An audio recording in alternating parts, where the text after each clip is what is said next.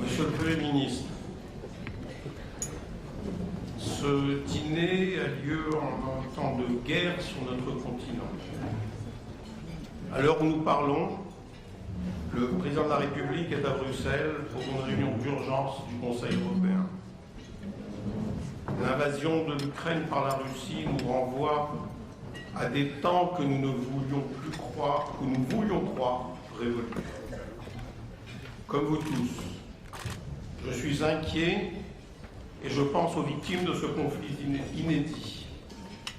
Je veux dire ce soir notre soutien au peuple ukrainien agressé.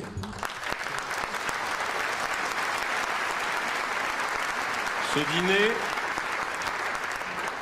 dîner est traditionnellement un temps d'échange avec les plus hautes autorités de l'État sur les sujets qui préoccupent les Français juifs. Le discours que j'ai préparé parle beaucoup de l'antisémitisme. Il pourra sembler décalé à certains en ces temps de guerre. Je vais m'adresser à vous en ayant à l'esprit la situation en Ukraine et j'ai l'intime conviction que si l'on néglige l'antisémitisme, on affaiblit la démocratie. Monsieur le Premier ministre, Madame Brigitte Macron, Monsieur le Président du Conseil économique, social et environnemental, Monsieur l'ancien Premier ministre, Mesdames et Messieurs les ministres et secrétaires d'État, Monsieur le Président du Congrès juif européen, Madame la maire de Paris, Madame la Présidente de la région Île-de-France, Mesdames et Messieurs les élus, Mesdames et Messieurs les ambassadeurs, Monsieur le Grand Rabbin de France, Mesdames et Messieurs les représentants des cultes, des médias et de la société civile, Monsieur le Président du Consistoire central et Mesdames et Messieurs les présidents des fondations, d'institutions et d'associations, Messieurs les anciens présidents du CRIF, cher Henri Adjenberg, cher Richard Pasquier, cher Roger Kuckerman, Mesdames et Messieurs, chers amis. Je pense ce soir à deux hommes d'exception. Deux hommes dont l'existence fut au sens propre, extraordinaire, jalonnée d'événements hors normes et en prise avec l'histoire la plus douloureuse du peuple juif, la Shoah. Ancien président du CRIF et de l'Alliance israélite universelle, professeur agrégé de médecine et membre de l'Académie nationale de médecine, Adi Steg a toujours su concilier ses engagements juifs, citoyens et républicains. Il nous a quittés le 11 avril 2021, laissant la communauté juive de France orpheline de l'un de ses derniers grands bâtisseurs de l'après-guerre. Investi dans les années 80 à l'amicale d'Auschwitz, infatigable combattant de la mémoire, Raphaël Ezraï, président de l'Union des déportés d'Auschwitz, nous a quittés le 22 janvier dernier à l'âge de 96 ans.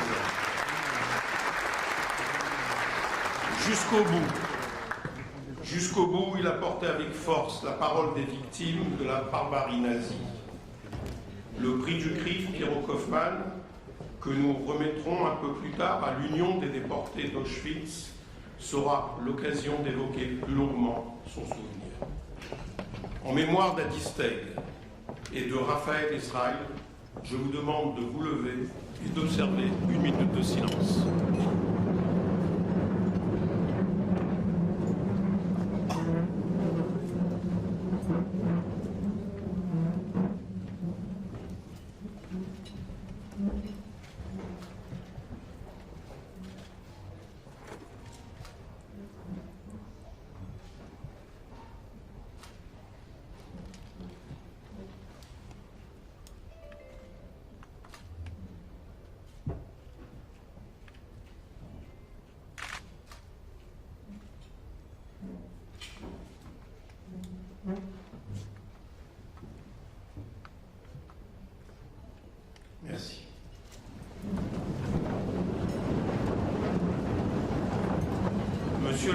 ministre, Mesdames et Messieurs, je suis honoré de vous accueillir au 36e dîner du crime et de renouer avec un rituel républicain dont la pandémie de Covid-19 nous a privés depuis 2 ans. Revenons quelques semaines en arrière. Avant même la guerre en Ukraine, le tableau général du monde était bien sombre. En France, des pans entiers de la population sont aujourd'hui dans la défiance, le complotisme ou la colère. Notre nation prend la forme d'un archipel dont plusieurs composantes sont des terres fertiles pour la haine et la violence.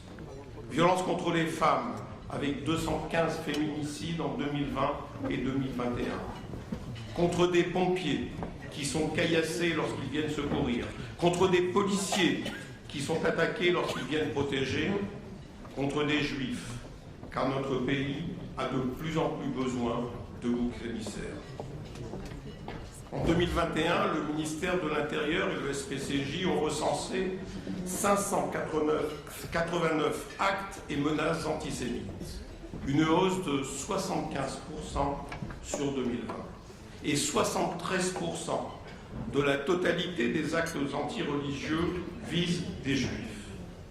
Voilà, mesdames et messieurs, la réalité que vit moins de 1% de la population de notre pays. Derrière ces chiffres, il y a des histoires d'agressions et de traumas, de vies inquiètes et retranchées, d'exode vers des quartiers moins sensibles, de peur pour ses enfants ou pour ses grands-parents. L'antisémitisme ne se limite plus aux quartiers sensibles. Cela fait, hélas, bien longtemps qu'il frappe n'importe où, sans crier gare. Comme à Strasbourg en 2021, lorsqu'un livreur algérien refuse de prendre les commandes d'un restaurant cachère parce que, dit-il, il ne livre pas les Juifs. Ou à Perros-Guirec, où la stèle à la mémoire de Simone Veil est dégradée 4 fois en 15 jours. Ou encore à Chanqueuil, dans l'Essonne, quand 2 adolescents de 14 ans frappent un enfant de 11 ans dans la cour du collège en lui criant « Sale juif, on va te gazer ». Aucune institution n'est préservée, pas même la compagnie CRS 1, dont un membre a trouvé des croix gammées et « Sale juif » gravés sur son casier, ni même l'Assemblée nationale, où la députée Yael Braun-Pivet, traitée dans un mail de youping et de mal absolu, est menacée d'un funeste « bientôt les camps ». Il faut aller sur Internet et les réseaux sociaux pour prendre la pleine mesure de l'antisémitisme dans notre pays. Des centaines de milliers de contenus antisémites y sont postés chaque année. 2 études menées en France, l'une d'Ipsos pour le CRIF, l'autre d'un think tank pour la Commission européenne, ont identifié avec 2 méthodes différentes 2 corpus de plus de 50 000 contenus antisémites sur l'année 2020. Des contenus partagés, likés, retweetés ou commentés des millions de fois. Un mélange écœurant de stéréotypes complotistes, d'insultes à caractère sexuel, de haine des Juifs et d'Israël, de déni de la Shoah et d'amalgame avec le nazisme. Un condensé toxique d'islam radical, d'extrême droite, d'extrême gauche, mais aussi des peurs, des frustrations et des colères de toute la société française. On s'y attaque aux Juifs, coupables de tous les maux et qui tirent les ficelles. Et c'est seulement la pointe émergée de l'iceberg, nous indiquent les 2 études. La crise sanitaire avait besoin d'un coupable et d'un bouc émissaire. Elle a aggravé notre situation. Les Juifs auraient fabriqué le virus et les vaccins pour gagner plus d'argent et pour détruire les Français. Ils sont vus comme des intouchables qu'il est interdit de nommer. Et une question est devenue un cri de ralliement. Mais qui? Oui, qui tire les ficelles? Qui veut nous faire disparaître? Et dans une analogie malsaine et pernicieuse, certains manifestent contre ce qu'ils nomment le pass nazitaire en arborant l'étoile jaune. Les obsessions anti-juives se déversent désormais dans l'espace public à visage découvert.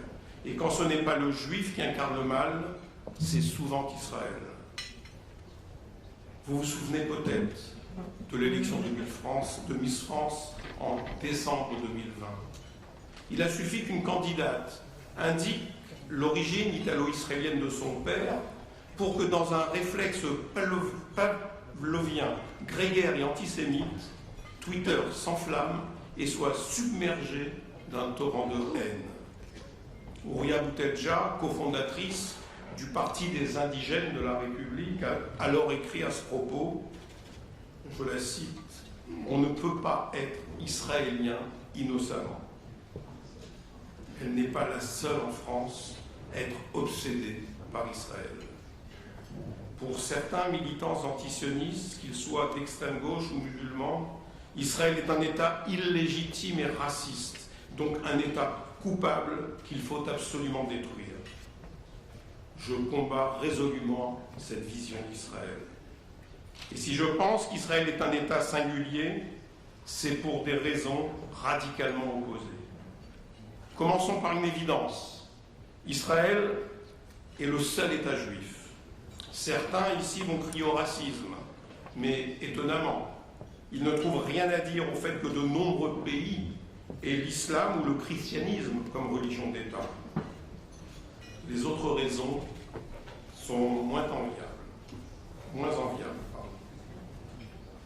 Israël est le seul État dont la population civile fut la cible de près de 4400 roquettes et missiles en moins de 10 jours en 2021. Et lorsqu'il se défend, Israël est le seul État qui suscite des réactions automatiques d'appel à manifester. En Allemagne, sans surprise, ces manifestations furent le théâtre de slogans antisémites. En France, elles ont été interdites. Merci, Monsieur le ministre de l'Intérieur.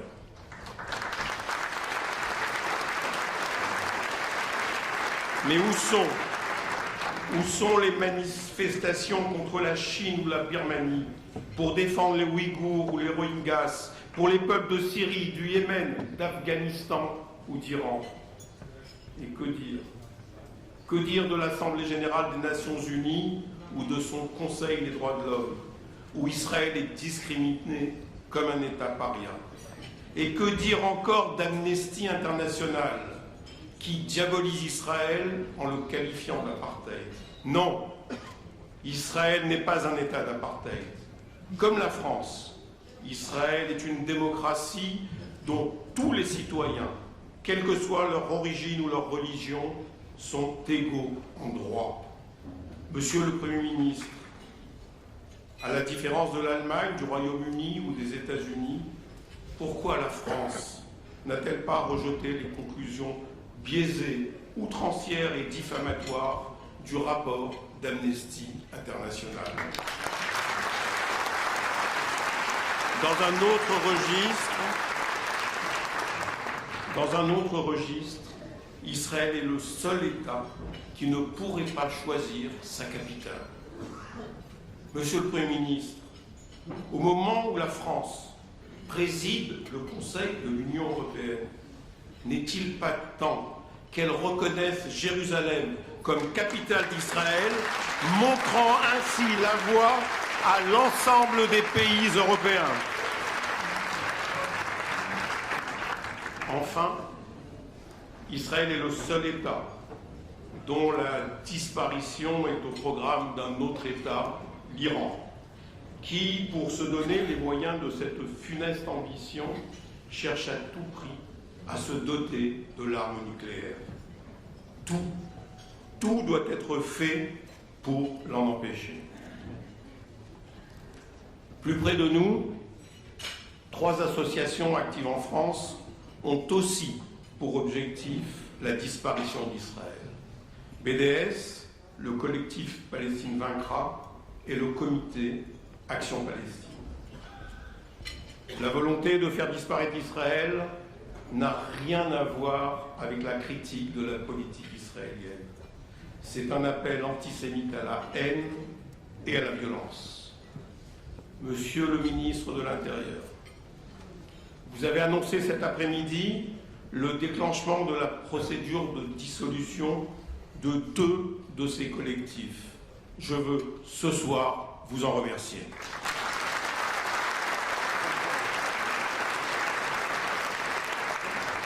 Et face à cela, la plus cinglante des réponses est venue des accords d'Abraham. De nouveaux horizons s'ouvrent au Proche-Orient, porteurs d'un nouvel avenir pour les peuples marocains, émiratis, soudanais, bahreïniens et israéliens. Et je salue chaleureusement leurs ambassadeurs présents ou représentés ce soir.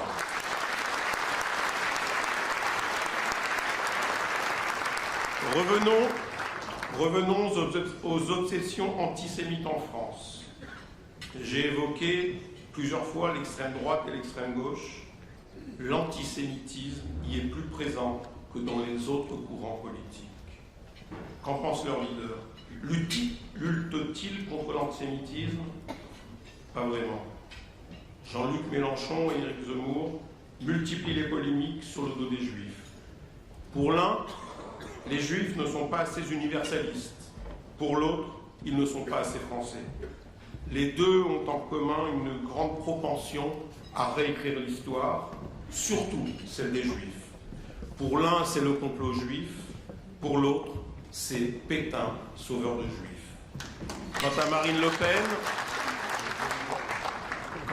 Le Pen, ses tentatives de dédiabolisation ne trompent personne. Le Rassemblement national s'accommode toujours des préjugés antisémites dans ses rangs. Aux prochaines élections, j'appelle à faire barrage à tous les candidats d'extrême gauche et d'extrême droite.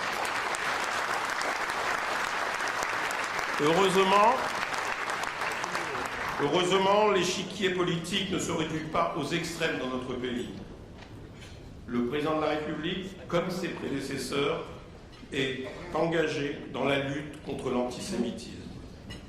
Il a eu des paroles très fortes le 26 janvier, lors de la journée internationale dédiée à la mémoire des victimes de la Shoah. Et vous, Monsieur le Premier ministre, que j'ai eu l'honneur d'accompagner à Auschwitz, vous avez, vous aussi, trouvé les mots justes aux côtés des derniers témoins.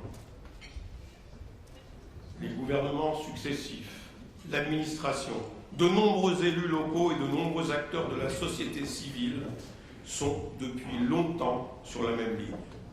À toutes celles et tous ceux qui se mobilisent contre l'antisémitisme, je tiens ce soir à dire notre reconnaissance. Je suis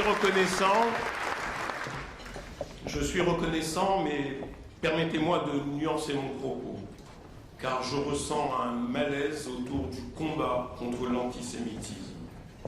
Je souhaite maintenant m'en ouvrir à vous. L'Assemblée nationale et le Sénat ont adopté la définition de l'antisémitisme qui fait référence au niveau international et qui est aujourd'hui le socle de la Commission européenne dans sa stratégie contre l'antisémitisme. Cette définition, élaborée par l'IHRA, décrit toutes les formes actuelles d'antisémitisme, y compris la haine d'Israël. Pourtant, peu de choses ont véritablement changé depuis ces votes. S'agirait-il seulement de belles déclarations sans conséquence ni lendemain? Lorsque la France s'est félicitée, certes pour des raisons humanitaires, d'accueillir Rami Shahat, l'un des fondateurs du BDS, pourquoi n'a-t-elle pas en même temps rappelé que le boycott d'Israël prôné par BDS est illégal dans notre pays? Et que dire de la résolution sur Jérusalem, présentée fin 2021 à l'Assemblée générale des Nations unies? Une résolution négationniste, effaçant le mont du Temple et parlant seulement de l'esplanade des mosquées. À la différence de l'Allemagne, des Pays-Bas et d'autres États membres, pourquoi la France a-t-elle choisi de voter cette résolution, s'associant ainsi à ceux qui manipulent l'histoire? Ma dernière interrogation porte sur la stratégie de la France contre l'antisémitisme.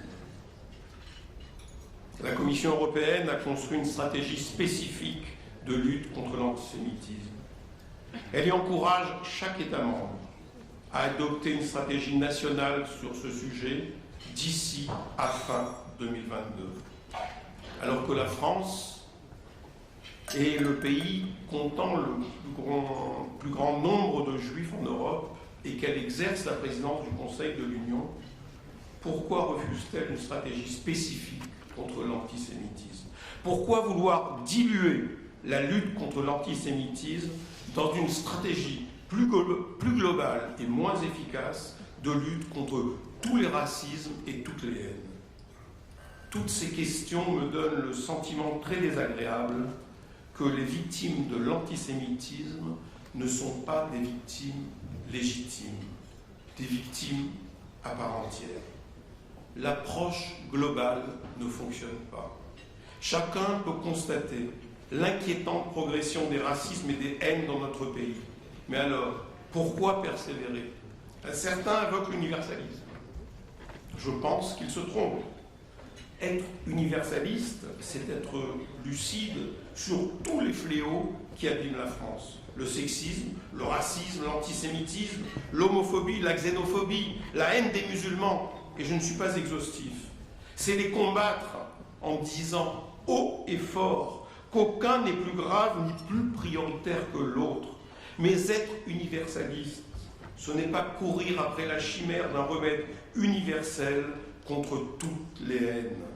Ce n'est pas non plus s'enfermer dans des idéologies ou des bons sentiments qui refusent de voir que des victimes du racisme peuvent elles aussi commettre des actes racistes. Monsieur le Premier ministre, je vous demande d'acter le passage à une stratégie spécifique et ciblée de lutte contre l'antisémitisme. Une stratégie qui s'appuiera sur la définition votée par l'Assemblée nationale et le Sénat et qui ciblera toutes les formes d'antisémitisme, y compris la haine d'Israël. Une stratégie qui inscrira et qui déploiera cette définition dans les politiques publiques sur 4 grands sujets: la sécurité, la justice, l'éducation et la régulation d'Internet. Ces 4 sujets sont au cœur des missions de l'État et des attentes de tous les Français. S'agissant de sécurité, je veux rappeler que la police et la gendarmerie ont déjoué ces 2 dernières années plusieurs projets d'attentats préparés par des islamistes et par des complotistes d'extrême droite. Certains visaient des synagogues.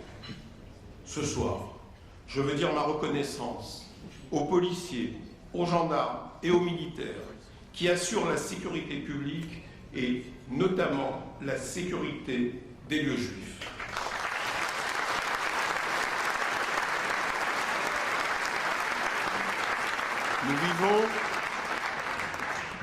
Nous vivons le procès des attentats du 13 novembre 2015 et celui de l'assassinat du père Hamel. Ils viennent après 2 autres procès majeurs. Le procès des attentats contre Charlie Hebdo et Hitler Cacher et le procès des meurtriers de Mireille Knoll. Mais il y a des procès que nous attendons toujours. Ceux des attentats de la rue des Rosiers et de la rue Copernic. Et il y a le procès dont l'absence ne passe pas et fait mal, très mal, le procès de l'assassin de Sarah Halimi. Le député Meir Habib n'a pas ménagé ses efforts dans le cadre de la commission d'enquête parlementaire qu'il préside sur cette faillite judiciaire. Je veux ce soir qu'il en soit remercié.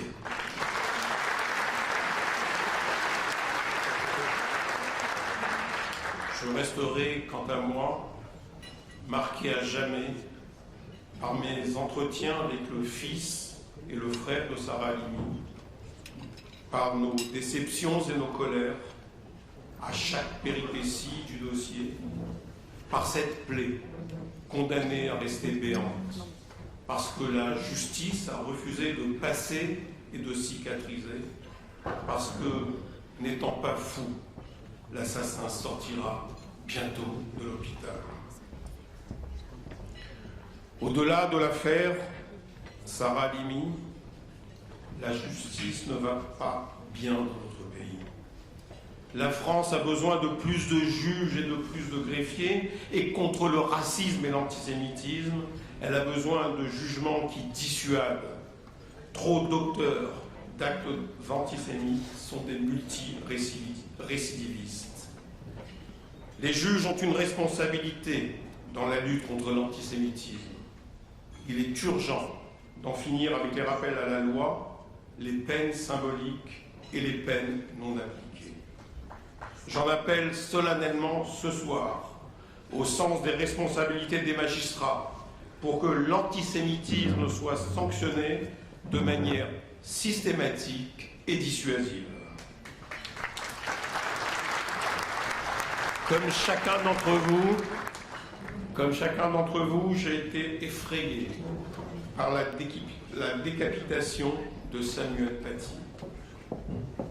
Le ministère de l'Éducation prend à bras-le-corps tous les sujets liés à la laïcité. Mais c'est récent et l'on part de très loin. Plusieurs études et témoignages décrivent l'autocensure des enseignants, les hommages perturbés ou la pression du religieux à l'école.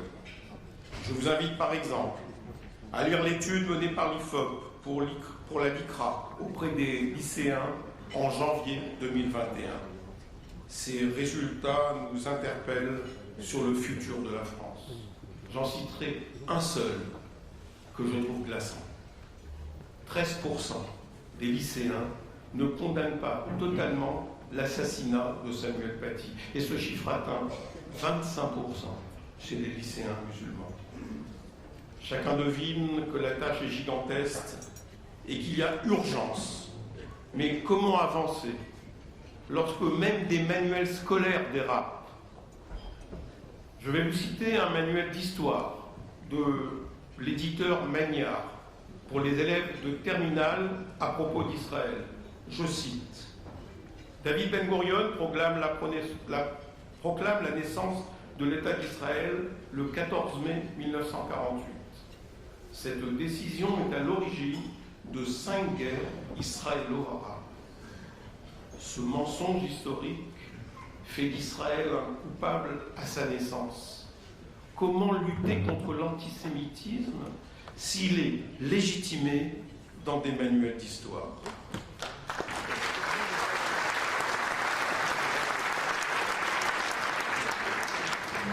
Le dernier grand sujet, la régulation d'Internet. Ici encore, il y a urgence.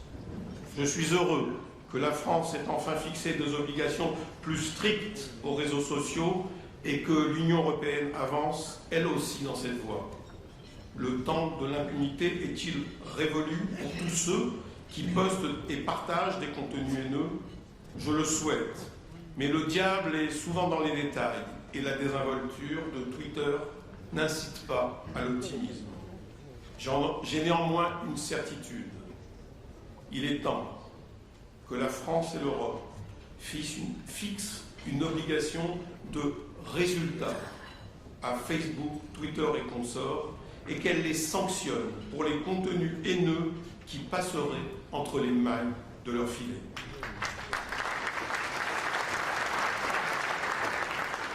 Monsieur le Premier ministre, je viens d'évoquer Samuel Paty, qui est mort pour avoir enseigné la liberté d'expression. Je souhaite évoquer Mila, cette jeune femme qui a reçu près de 30 000 menaces sur les réseaux sociaux et qui vit désormais retranchée du monde parce qu'elle a fait usage de la liberté d'expression. Et je souhaite évoquer Ophélie Meunier et Amine El Habi, tous deux menacés de mort pour avoir fait usage de la liberté d'informer. Face à ces drames, face à l'antisémitisme et à de nombreux problèmes, notre société pratique trop souvent l'indignation, la polémique, le relativisme ou le dialogue de sourds. Il est urgent d'aller au-delà des mots et de passer à l'action. C'est un 24 février que Lamartine proclame là la Deuxième République, celle qui instaura notamment le suffrage universel. Et dans quelques semaines, nous pourrons tous exercer notre droit de vote. Mais je suis inquiet, car la démocratie ne va pas bien dans le monde et dans notre pays. Des forces hostiles rêvent de lui porter un coup fatal. Certaines sont à l'œuvre en Russie et dans plusieurs pays autocratiques qui miment régulièrement des élections aux résultats connus d'avance. Ces forces hostiles qui abusent tant de nos compatriotes en colère ou dans la misère, ce sont les mêmes, à l'extrême droite, à l'extrême gauche et dans l'islam radical, qui ont besoin de boucs émissaires. Ils commencent par les juifs, mais ne s'arrêtent jamais aux juifs. Le président de la République a déclaré le 26 janvier que le combat contre l'antisémitisme était essentiel à la civilisation européenne et à la France comme nation et comme république. Monsieur le Premier ministre, Mesdames et Messieurs, à titre plus personnel, il s'agit du dernier dîner où je m'adresse à vous depuis cette tribune, car mon second mandat arrive à son terme en juillet prochain. Je tiens à vous dire, avec émotion et gravité, que le combat contre l'antisémitisme a été le fil conducteur et ma priorité à la tête du CRIF. Ce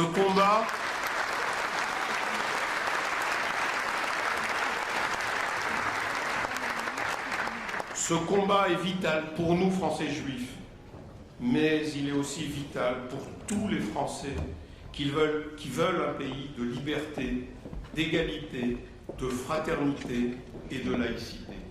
Car ce qui est en jeu dans l'antisémitisme, ce sont des sujets existentiels pour tous les Français qui, comme moi, aiment leur pays, ses valeurs et la démocratie. Quels que soient nos choix électoraux, il est urgent que nous ayons tous ensemble une obligation de résultat. La situation l'exige et l'efficacité le commande. J'ai confiance en mon pays. Et même si nous allons vers des jours terribles, je sais que nous réussirons, car c'est là notre seule option. Vive la République et vive la France!